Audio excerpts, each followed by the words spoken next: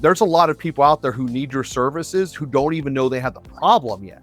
So how do you introduce that into their world? Joseph Rockey JR is a serial business creator, world-class consultant, and international best-selling author, and hosts the corporate training on cruises en route to the best beaches on the planet. Every business is a revenue machine. It has three parts: marketing, sales, and product. There is no personality type that is built for all three. Elite Business Conversations, Joe's consulting firm, transform business to thrive without the owner's involvement. That's what makes sales fun. His international best-selling book, Casino Sales Master, a proven system to beat the odds in sales in life, accompanying coaching courses, are teaching businesses worldwide to sell in the correct way by bringing relationships as an integral portion of the sales system. Ultimately, the solution to that problem comes in possibly the scariest word that salespeople have to hear that they need to do all the time, which is sales is such a misunderstood, I'll say, topic that a lot of people still struggle to this day to sell their services, to sell themselves, and so on. Why is that the case? Well, it's partially because as human beings, we all have this same notion within us all. It's part of our core. And that is every human universally absolutely is repulsed by the notion of being used. Regardless of what you're being used for, any person who gets the feeling I'm about to be used pushes away from that on a very base and real level. And unfortunately, since the dawn of time, people sell in a way that uses their clients and their prospects to get what they want. It literally goes all the way back to the Bible. So this isn't something that is a new problem. There's always been friction between buyers and sellers, and predominantly because most people never sat down and learned how to sell correctly. Yeah, I can't wait to make this conversation as practical as possible, because indeed there is a way of selling in which, as you mentioned, you use the other person's business for your own benefit instead from starting off from a place of serving or from a place of helping. And to go to this ethical way of selling, the good way of selling, what will be the first step or the mindset that people need to lead with in order to be able to not feel that pressure when they enter the sales call? Yeah, so said another way, how can you make it so that you like yourself in the mirror as a salesperson? So I don't feel like I'm using people. It really all starts with, are you creating a win-win relationship? And that's, if you're doing that, regardless of what you're getting out of it, when you're creating a win-win relationship where you are helping the other side, it completely changes everything. Now, the reason that's incredibly hard is because we all have human brains inside our heads. And the one thing that's true about our own brain is it understands ourselves and it understands our own positions, our own fears, our own anxieties, all of that stuff way better than it understands someone else's. Even the most empathetic person in the world has this same dilemma. So it is very natural whenever you see this possibility of, hey, I might get a big, win out of this, to emphasize on what you're getting rather than focusing upon what it is that you're giving in the win-win relationship and making it, like I said, that they're getting certainly out of it as much as you are. And it's really creating those win-win relationships, and knowing that you're doing that is the starting point of being able to wake up and love yourself in your sales career. The other part of it is knowing that, I didn't do anything that was shady, unethical, wrong, or anything else along the way. I just know how to do my game, and that's how it works. I mean, that there's another element of that too, of being a master in your craft. 100%. And from my discussion with others, I find like these objections are coming over and over again. All right, I get that, but I'm in a position that I need to put food on the table. Maybe if I think I can help that individual at least a bit, even if maybe I don't help them to achieve their bigger goal that I'm enrolling myself into, should I still say yes to that, or should I move away? If I move away, I won't be able to put food on the table, and who knows when the next opportunity will come. So how do you address that? Like, how do you go from that place to a place where you're much more confident in, first of all, in your services that you provide, in yourself, and so on, in order to be able to serve them? Yeah, and let's face it, world's messy sometimes. Life has all these different ebbs and flows as you're talking about here. That's a very real thing. My business needs to have cash flow. So should I take this prospect who, as you're describing, might not actually be a prospect who's going to value my company, value my product, but should I put them through anyway because we need to have cash flow to be able to put food on the table, as you said. And it's a very real problem. Ultimately, the solution to that problem comes in possibly the scariest word that salespeople have to hear that they need to do all the time, which is prospecting. Prospecting is something that, when I started my career, I don't know, 28 years ago, was literally cold calling, cold walking into places. Now, most people outsource it to an AI machine to just go hunt up and down social media left and right.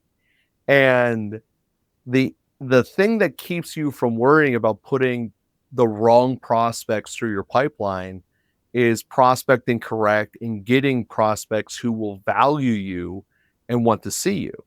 And one of the drills that we teach our clients how to do this is you want to be incredibly clear on two primary questions. The first question being, what is it that the prospect or client is going to get from you?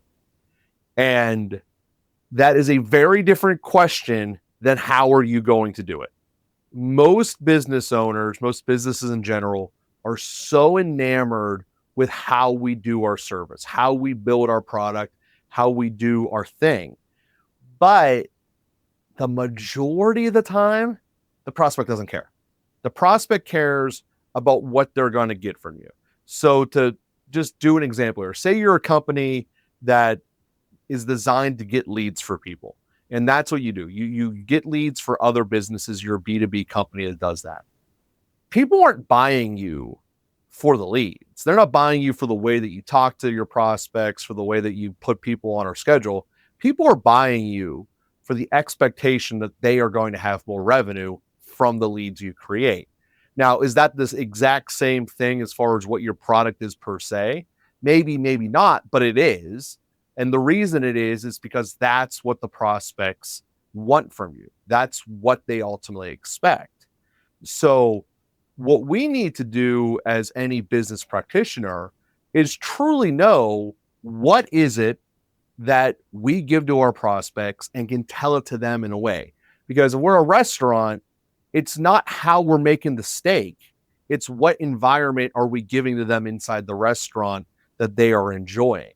And knowing those two different things are incredibly massive and yet also incredibly hard, because it gets back to the same correlation of what I was saying before. It's really hard to get outside of your own body and objectively look around when you're in the heat of your business day in and day out. But that's how you do it. You truly observe what is it your prospects want and get from you, and lean into that, consistently into that, in all of your outbounding messages. And then what naturally will occur is you still need to do outbound to where you believe those people are congregating for this problem. But they will come to you. The ones that truly value you will come to you. And then you won't be trying to force people through your pipeline, and your relative objections you'll get will turn from pushing you away into more just logistically, how do we make this happen? And that's really the objections you should be getting when you're talking about you're doing sales correctly. If you look at your overall feedback that you're getting, am I getting objection about price or quality or stuff like that? Well, then you're probably dealing with the wrong prospects, or you have another hiccup in your sales system. But if you're getting questions about logistics and implementation and stuff of that nature, well, then you are doing it correctly. And those are the objections you should get. And that's what makes sales fun. Overcoming, these types of problems, be able to put the answer in your client's hands. Love how you break it down, especially because when it comes to dealing with prospects that are already informed about the fact that this is the specific thing that you help with, is much more easier than dealing with those that have no idea. You put there a vague message in either in your outbound or in your content and so on. And I want to transition to more, if you want, hands-on example. Let's say I'm the type of individual that I really hate selling. I even hate being on a sales call, right? And still I need to get clients. I so far spend my time getting clients through just conversation having on over messages or emails, namely written conversations. How I can leverage the art of selling and the ethical one that you advocate for into a way that fits my energy level, if you want, or my strengths, which is very different from the strength of being on camera or face to face with a potential customer. Yeah, and what you're describing is incredibly normal, by the way. Basically, every business is a revenue machine. It has three parts: marketing, sales, and product. There is no personality type that is built for all three, unless, of course, your product is sales or marketing. There is no personality type that can do all three. At best, you can do one and a half. So that's going to leave a huge gap either in your marketing or in your sales, because most of us get into our business because of the product, the service we want to provide. It's going to be awesome. So you're exactly right. That's a real problem. So how do we deal with it? Well, there's a lot of different ways. Historically, what people did is they said, you know what? I hate this whole sales thing. Let's leverage technology so I don't have to get involved in it. Let's just run to the internet. And we saw a huge surge to that. People didn't want to be used by salespeople who were only using them in person. They didn't want to have that ick feeling. So why don't I go buy stuff from Amazon and eBay and all the other websites that are out there? And at least I don't have to deal with a salesperson. And okay, all right, there's some merit to that. Amazon makes a whole lot of money. They do a lot of sales every single day. People will buy that way. But what we learned from this is that the way and the lessons that people are taking from the internet sales of how people buy are incorrect. See, the way Amazon sells, especially in their early days, and they still do it today, is on features and benefits. They just give you every single detail they can about the product, so you know exactly what it is. But the thing is, when people buy something that's important, not necessarily expensive, but important to them, they do want to have an emotional connection. And you cannot have an emotional connection with features and benefits. It's just flat out not possible. So what you are called to do in your situation, in anyone's situation who hates stealing sales, is we still need to fulfill that problem. There has to be an emotional connection to my product. There has to be an emotional connection to my service. And it's really, really hard to do strictly through limiting features and benefits. It's actually impossible. It's why you've never seen a successful online engagement store. No one's buying their diamond rings for their engagement online because there has an emotional connection behind it. So what you are required to do, and again, whether this is in person, through a Zoom, or even if you're doing it through emails, an emotional connection needs to be established. And it is really hard to build a relationship in a monologue. It just is. So if you look at some of the best monologuists out there, as far as an industry, it's stand-up comedians. But if you really break it down, it's really not a monologue because they're feeding off the crowd. They're finding out what it is the environment is. It's just a different form of mechanism. Instead of it being a conversation, it's I can just go off your body language. I'm going off the reactions you're having. So in your context where you're writing to people, you need to be able to write in a way that has them naturally open up, not just about what the service that you're talking about is, but how it's actually applicable to them in a very personal and real way. And this is the skill set that is why you can sell ethically and feel good about yourself, give incredible value, and help people in a win-win.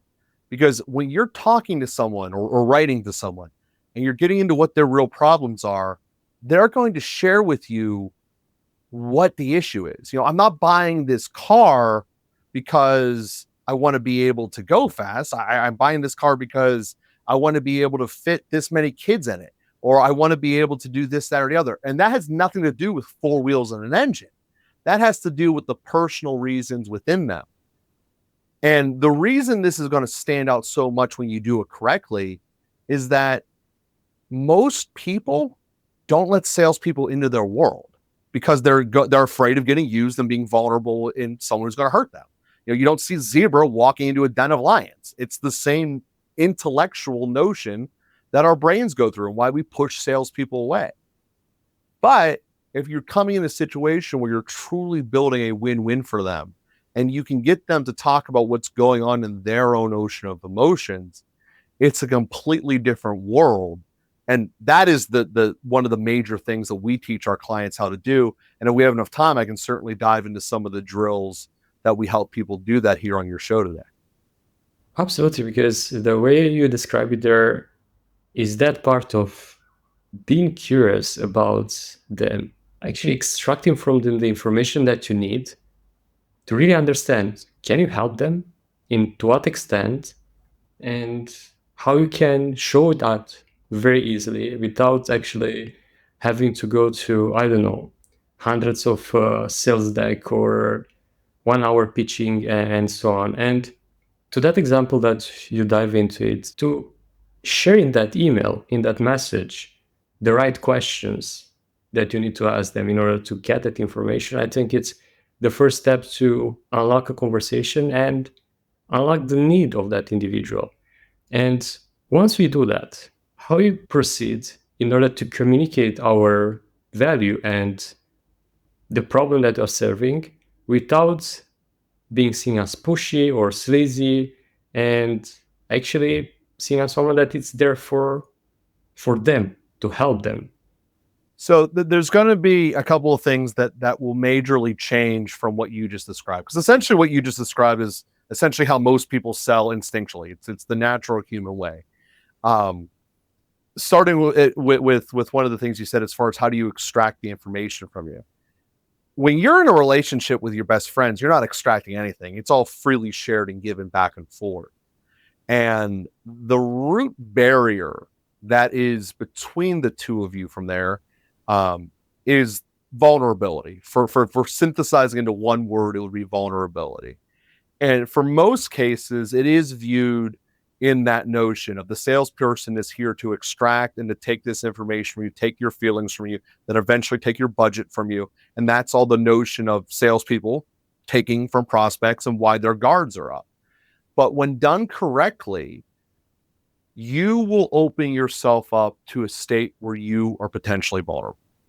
And in doing so, you are going to transform yourself from every other salesperson that is in this person's world. Because every other salesperson just wants to hang out at features and benefits. I just got to talk about my product and all this. And if I can chip away and extract some information from you, I will. But really, I'm going to put myself on safe ground. I'm not going to expose myself, personally speaking, with any vulnerability. And I'm just going to talk about features and benefits. And for that very small 3% that already know exactly this is what they want, I'll get my sales that way. But the other 97% of the world, it's not going to happen. But the way you change as a salesperson is your approach into that engagement. And it is allowing yourself to be vulnerable with the client, with the prospect. I know this is something that is incredibly easier to say than to do. It's literally why we do 2 different drills a week, focusing just upon vulnerability, because it's scary. Everything within the social part of your brain is telling you, do not be the outliner. Do not put yourself in a vulnerable position. Do not ever do that.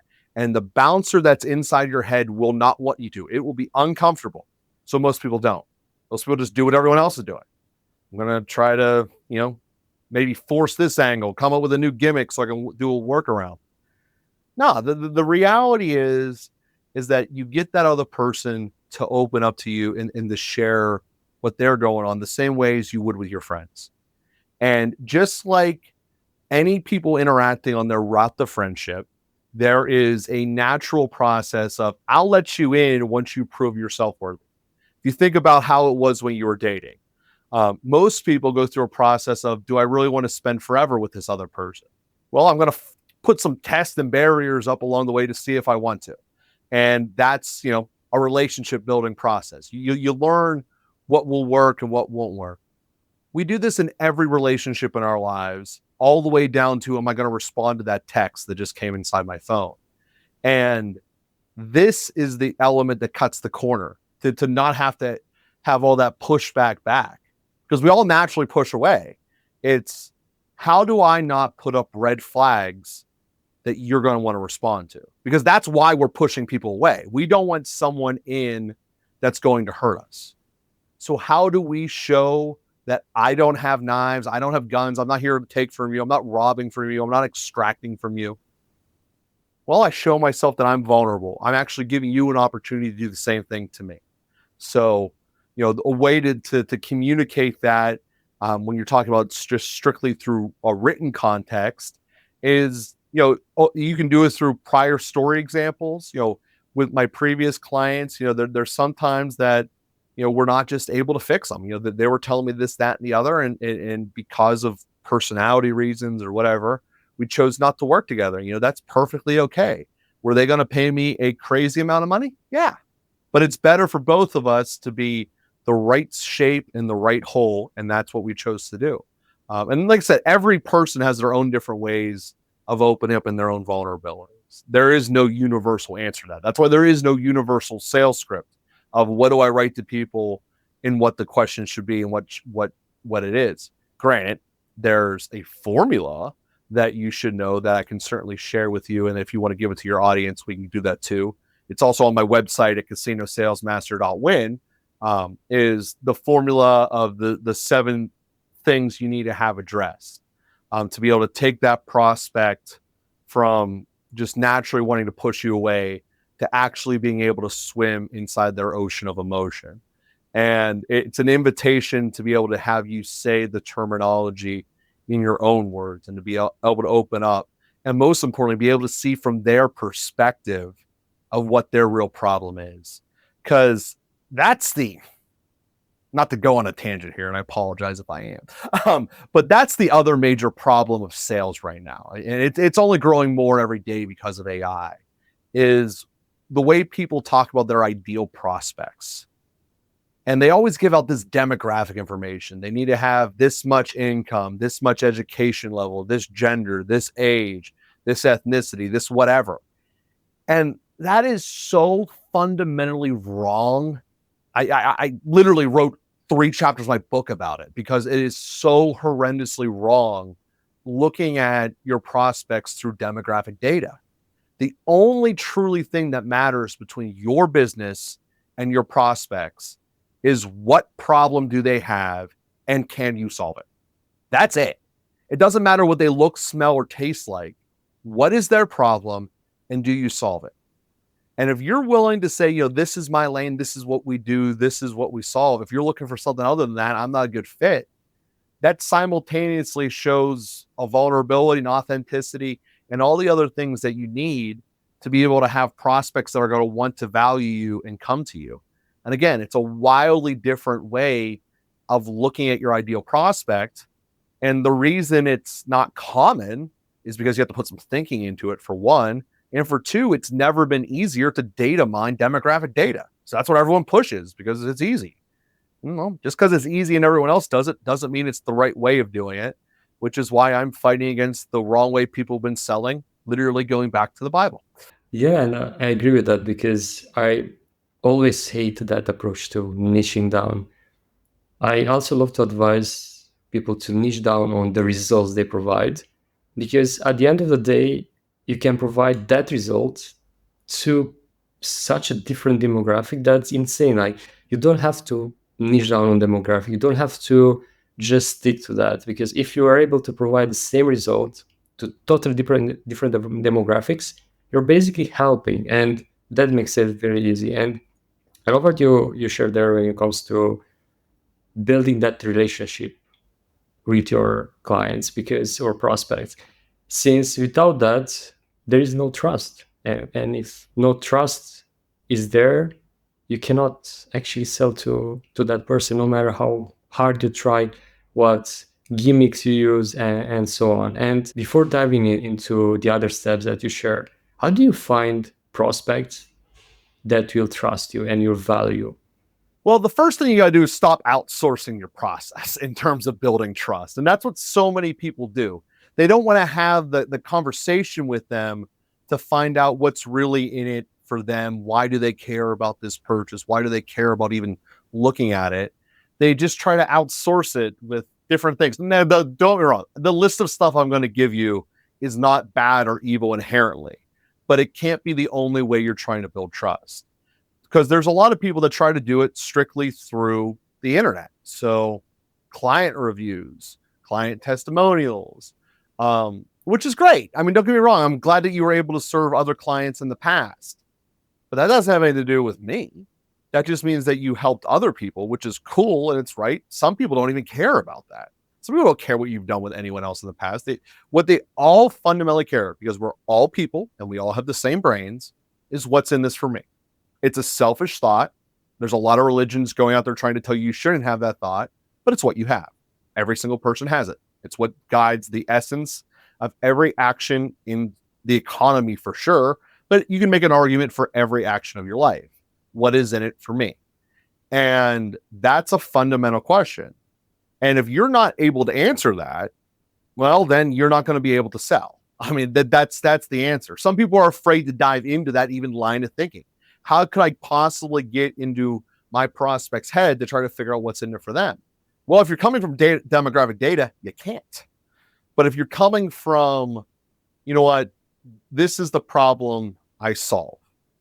And if you want to niche down, you can niche down on a specific action of that problem. So give an example here. Say you want to teach people how to pitch a baseball. All right, that's fun, but it's too broad. All right, I want to narrow it down and I only want to teach people how to throw a slider. Well, now you just niche down and you've also shown your level of expertise and authority. So how do you build trust in a relationship? How do you get them to want to trust you? Well, there's lots of ways, but the fundamental answer is there's no universal way. There is no one way in which you, as the individual who's listening to this, knows how you build trust. It's not the same way that I do it. It's not the same way you do it. We all are unique in that department for a lot of different factors, but the main one is our upbringing and things that we've dealt with in our past that were our taught experiences. So the way that you are more naturally to open up and trust someone is different than someone else. This is why, going back to the analogy of when you were dating someone, there were some people you felt you just clicked better with, and there are some people like, no, that ain't going to work. It's because of the way in which you guys build trust. There's many different pathways to do it. There is no one universal answer, unfortunately. If there was, life would be really, really different in a fundamental way. And because of that, what you have to do is go back to the core of all this. You have to be comfortable in your own vulnerability in communicating. You know, if I was going to trust someone, what would I want to see? What I want to experience, what I want to feel. And when you can truly answer those questions, those are the brands and the companies that get prospects constantly coming to them that will value them. Again, very, very clear as far as what your problem you solve is. Very clear in how you would want to hear the communication of how that problem gets solved. Not necessarily the logistics, but the aftermath of what that transformation is before I had that problem and after I had that problem. And quite frankly, there's a lot of people out there who need your services who don't even know they have the problem yet. So how do you introduce that into their world? Where are those people normally at that might be developing this problem but have no idea about it? You know, so let's use another example. Say you're a dentist. You know, how would someone know if they have a cavity brewing inside them? Well, they could come in and get poked and prodded by your dental assistant. They're probably not going to do that because no one likes doing that. So how would be another way in which you would know internally, like, I should go see a dentist? Well, then you just make a checklist for someone and, you know, you go out and you advertise in those different points. You know, if you have, I don't even know what the answer to this question is, by the way, I'm kind of making this one up. But if you find that it's tough to chew, or if you find that, you know, sometimes you get this weird feeling or a weird taste in the back of your mouth, that those are signs you should go and talk to a dentist. Okay, well, now you're at least introducing that maybe I do have a problem and maybe I should look into this. That's where most prospects tend to live, in that they have your problem or they are about to have the problem that you solve, but they have no idea that they have the problem. And like I said, most of the world is in that category. And this is why the saying that more sales are lost to apathy than anything else is true, because they don't know they need you, let alone why would they reach out to you? So all of this is building up that process of not even saying that we're trust, but it's, I understand your system, I understand your situation, and we've been here, and let's talk one-on-one. Because it doesn't matter how many times the doctor has helped someone else with your same problem. It doesn't mean you're going to like them and trust them. There's a natural process of you opening up with your own vulnerability that would come across. It will come across in every outward message you give, whether it be writing, verbal, podcasting, one-on-one conversations, in person. It doesn't matter. The more in tune you can get with yourself, the better it'll be. And like I said, that's why we do drills with our clients twice a week, specifically about this element, because it opens up the essence of all this. That's why I love when sales combines with marketing, because marketing has this power of actually showing that vulnerability, showing the story behind the brand, behind the business, and so on. And once you open a conversation afterwards with someone, even it's a written conversation or a sales call, it's much more easier for them to already feel they know you, because maybe they see a piece of your content, they hear you speak, they see a picture of you, and especially if it's video, because people will already feel like, oh, I feel like I know you because I hear you speak, I hear you talk, and it's so much easier to trust you. And I think it boils down to having that connection. Because if you look at the biggest brands in the world, like why kind of the same people purchase, let's say, Apple, or why kind of the same people purchase Microsoft products? Because they connect to those values, to the what that brand stands for, rather than the device itself. For example, let's take the simple comparison between Android phones and iPhones. At the end of the day, from a technical point of view, Android it's over the top comparing to iPhones. But people still buy iPhones because the connection they have with the brand, how they make them feel, their status, and so on. And I think if you manage to build that connection on a value level with our prospect, it's so much easier to make the sell and to actually serve them rather than being there for our own benefit. And that win-win that you mentioned, it's gold. Otherwise, if there's no win-win between the parties, that transaction will never conclude in a good way. Yeah, that's 100% true. And if you take it even further, what Apple has done, because you're 100% right, under the hood, it's an inferior product, but you see people lining up constantly for it, because what Apple has then evolved with it is not only the prestige, the assumption, which is what we all our feelings are based off of assumptions, that they are constantly on top of everything with their advertising. But the other thing that they have done, which is common with all of the mega companies, in terms of ones with large client bases, is that they've made it almost a stigma if you're not using them. There's so much social pressure to just go along and stay with them rather than not. It's ironic you're using Apple as an example here, because Windows are the example of everyone has it, everyone uses it, so we're just going to have a Microsoft product. And then Apple completely lost in that department, because the iMac doesn't sell anywhere near as much as a Windows device. But likewise, they completely dominated the cell phone industry. And it's because intellectually, the feelings that are created from up-to-date, cool, does not jive in the same way as the historical mindset of work, professional. We don't need to have fun, crazy graphics. We need to have, we're doing work here. You got to be in Microsoft, very linear in the way it is. Is it a better operating system or not? Maybe, maybe not. The point is no one looks at that anymore. No one asks the logical questions. It all goes off of how do you feel? What is that connection, that relationship between either the company or the product, or even the peers who already own this product? And what should I do? Because there is a great, as I said before, there's a great natural need to not to want to feel vulnerable. And in their own way, whether it be Budweiser, Microsoft, Ford, people feel safe going with the one that everyone else has. That's why virtually every car commercial you'll ever see from whichever brand is the biggest selling brand in your area, they pump that sentence into every single ad.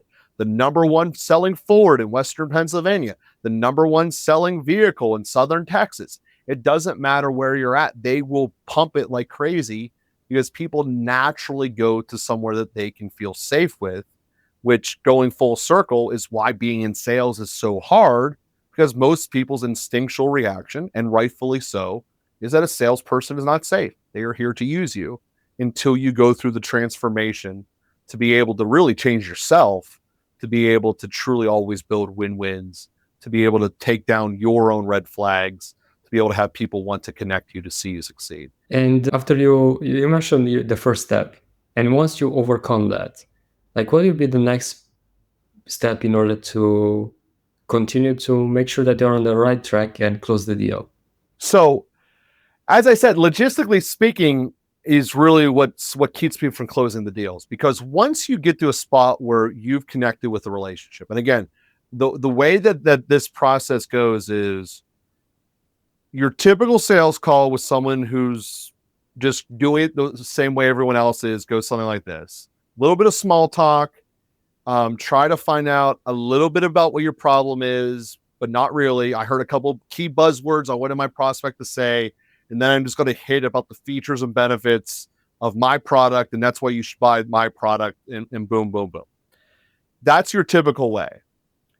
The change up from what you should do different to that is actually understand the person and go beyond the logistics of this issue in the moment, but go into why does it actually matter if they solve this problem?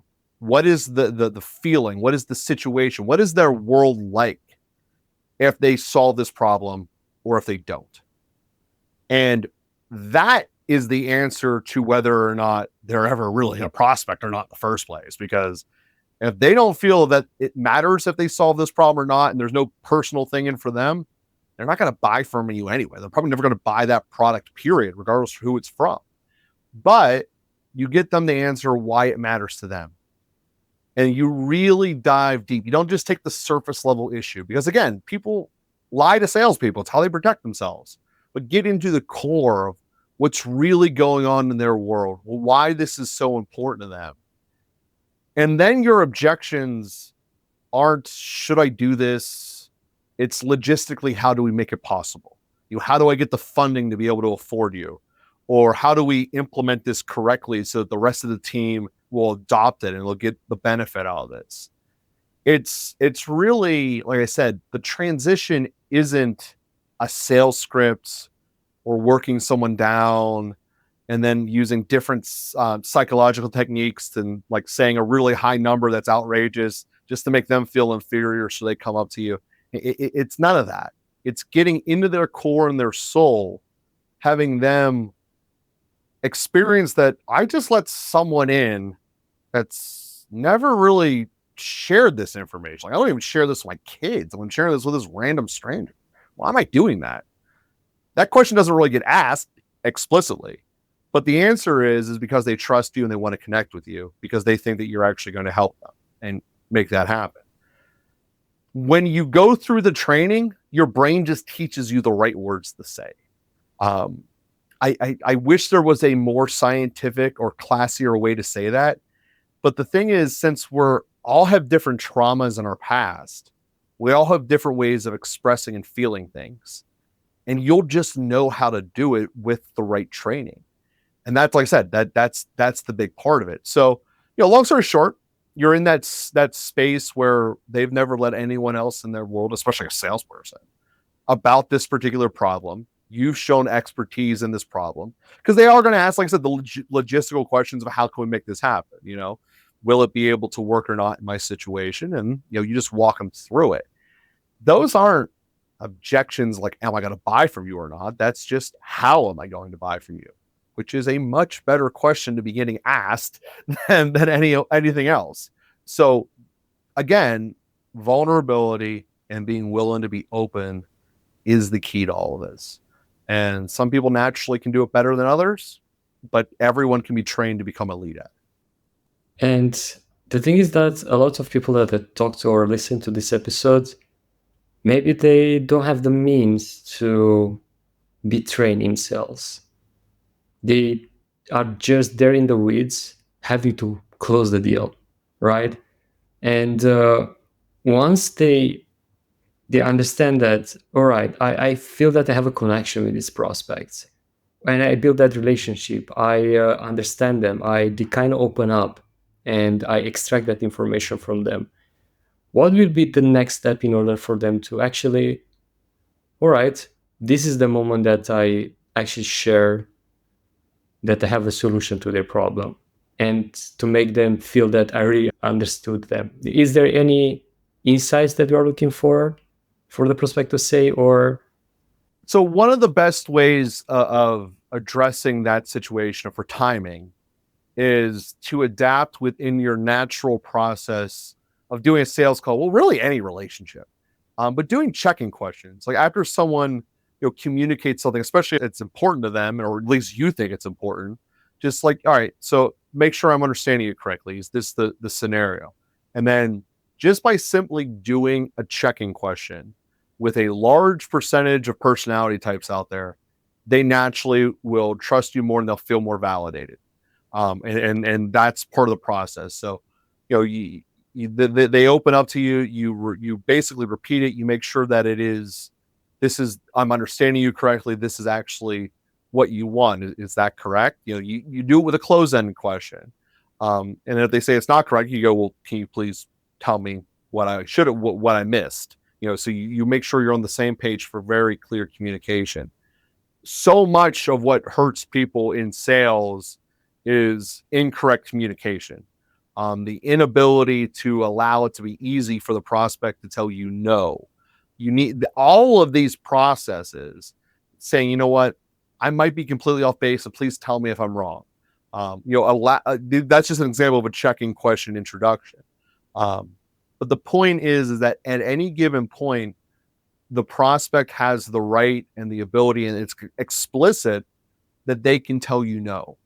Because again, prospects are starting, and for most people, they don't ever get out of the state of being with their wall up and afraid that they're going to get bulldozed over.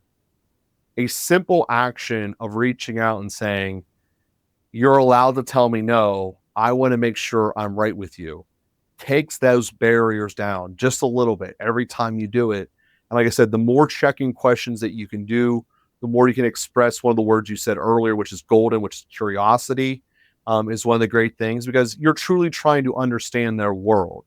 And the deeper inside them that you show that I understand your world, and therefore I understand what's going on with you, these issues of worrying about trust really kind of erode. And again, it just comes down to logistics. And you'll just know when you've gotten to the real problem and what it is and what the meaning to them is. Just from the natural essence of having the conversation. And like I said, you'll know if you have the solution. So once you get to that spot where, we're there and we know, it's like, all right, so if I understand you correctly, boom, boom, boom, this is what's going on in your life. These are the problems, etc. And my understanding is that you want to solve this problem correctly. You don't want to have this with you anymore. You want it out of your life, this problem. Yes. Okay. Well, I've worked with a ton of people in your situation before. This is one of the options that we can do. I'm not sure it's the right one or not. I just want to introduce it to you. Let me know your thoughts. If not, like I said, we have other choices we can look at, or maybe I just won't be the right solver for you. But would you want to hear what this option is? And then, long story short, you just give them an opportunity to be with you again or not. 9 times out of 10, they're gonna say, "Yeah, of course, yeah, I want to know what the option is," and then you share it with them. And one of the things that there's a lot of other elements you can put into this whenever you're introducing that. You can say something to the effect of, well, I appreciate, like I said, I'm just introducing the knowledge here. This is your choice for your world. If you're trying to do the final sale of this call, you say, this is one of the things where when I do present it, the final decision is going to be made. Who are all the decision makers that need to be in? Now, granted, you should already have a pretty good feel for that after having the conversation about what's going on with their world.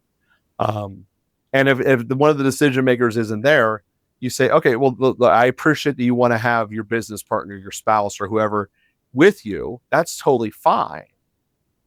We need to have a meeting where we can have everyone together. And then you start that next meeting, by the way, recapping everything that's going on inside this person you talk to's soul and world. And you do essentially the exact same thing with the other decision maker or the actual decision maker, depending upon the situation. Find out why it's meaningful to them. And then at that point, you communicate to them what the situation is and what the issue is, and what your solution is. So that's how you go about it in terms of the logistics and the order of it. And then, like I said, at that point, it's just logistics. It's just logistics of how to make it happen and how to get it into effect. Yeah, and that fact that you mentioned there, to have all the decision maker in the same place, is so important, because without having the final call from the actual person that is deciding, you're just gonna face the objection of, oh, I need to discuss with my business partner, my life partner, or whatever. And that is often the thing that breaks a lot of sales from closing. It's so underrated. And some people, I know that they didn't even go through the entire conversation before bringing in all the decision maker in the call. They don't even lose time. And they kind of start with that to make sure that they are talking to the right individual. And another thing that you mentioned there that I really like is the fact that you present them with one solution or one way of solving their problem instead of overwhelming them with every possible scenario. It's a lot of people just throw everything at them, like, I can help you in 3 different ways, and then they got decision fatigue and they don't make any decision. Yeah, they overwhelmed them. Yeah, I mean, at the end of the day, they were here to get one problem solved. I understand that there is a love across the world for cross sales and upsales, and all that stuff is well and good. But when you're talking about the first relationship with a product or with a prospect, it is solving that problem. Now, granted, it might be your upsell product is what they need to solve their problem. It might be your highest tier version of what your service is. And there's nothing wrong with that. But the point is to what you're saying, you solve their problem that they once solved now. Then you have a completely different relationship now being formed. Now we have, is your product actually doing what you said it would? Which, by the way, to be happy in your life at sales, that has to be the case. You can't be representing products that don't live up to what you will. That will not your soul. But once you then have had assuming you're not doing that, you are selling, your expectations are in line with what you deliver. Now they've lived it, they've used it, they know you're amazing. And then when you revisit the conversation as you're going with it, you're like, during this, we also saw that, you might need something over here. You're also showing the second problem that we also solve for people. Do you see this as an issue, or am I just making things up? Again, these are all different versions of checking questions that I've been introducing. There are 500 different ways to say these things, but those are how you open up conversations and constantly make sure that you're okay with someone. Because when you're doing that checking question, you are allowing yourself to be wrong. This is why most people don't do them, because you're vulnerable. I could be wrong. I could look really stupid in front of this prospect that I need to buy my product. Why would I expose myself like that? Well, that's why you only talk about features and benefits. And you can only sell to 3% of the people out there. It's not a super complicated thing. It's a very hard thing. And 97% of people don't know how they form their own relationships, let alone how to teach them. There are a lucky few that have fallen into it, and by the natural healing process of their own traumas, they have learned some of this stuff along the way. But to actually go through a concrete, intentional relationship course is something that's, like I said, very foreign to most people, but the results are massive. You're talking about removing all the indicators that put out red flags to people. Talk about getting people to want to open up to see you succeed. It's a life-changing experience, and I get to see my clients go through it every day. It's awesome. Yeah, that's the thing, right? If you cannot see your flaws or what are your strengths and how you can connect with others to that level that they'll trust you, it's so hard to make the sale. And speaking of connection, if I'm listening to this conversation and I want to connect with you because I resonate with what you're sharing, I want to work with you, where I can do that? The website is casinosalesmaster.win. On there, you can find everything you could possibly want from me, from a sample chapter of the book, buying the book itself, whether it be hardback, digital, or soft cover, or joining the course. You can do all of it there on casinosalesmaster.win. Awesome. Thank you so much for sharing that. And thank you so much for joining today to share all your experience in sales with us, the right way to make sales. And definitely I took some notes myself as well. And hopefully those listening took some notes and start to apply them, because you cannot run a business if you don't know how to sell, right? That's true. That's true. You also can't change. Sales will heal the world when they're done correctly.